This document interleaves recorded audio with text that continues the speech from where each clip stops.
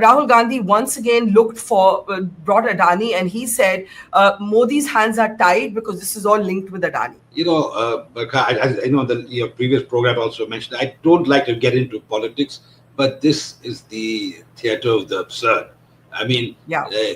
Every time Mr. Gandhi brings up Adani and attacks the Prime Minister, I mean, I think he even agreed with President Trump that we are a dead economy.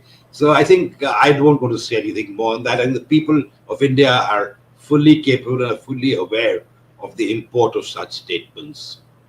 Tavleen, Sushant, if you want to come in on this briefly before we come back to the larger issues at play. I'll start with you, Tavleen. About Rahul Gandhi, my favorite subject.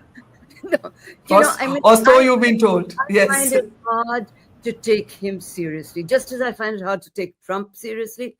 I find that Rahul Gandhi really doesn't have a clue about what he's saying. There is this thing called, there's a buffer between what you say and what you think. It's called the brain. And I'm not sure that buffer still exists in his head. Because, he just says anything. And, he can change the next day and say something else.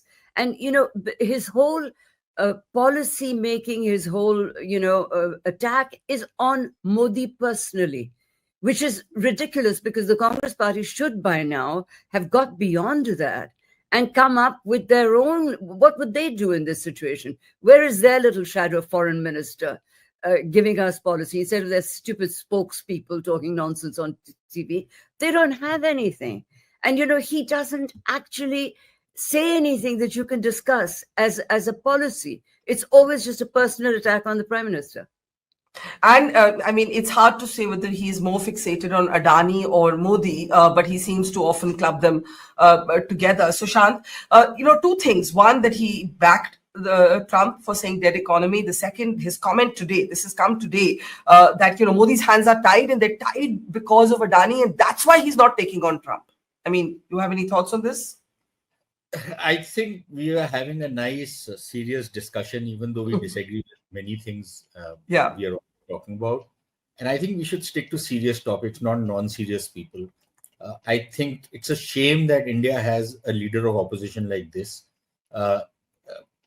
So I don't know. I want to remain parliamentary in your show. So I don't want to say anything else. But I think it's despicable, the kind of stuff that comes out of his mouth.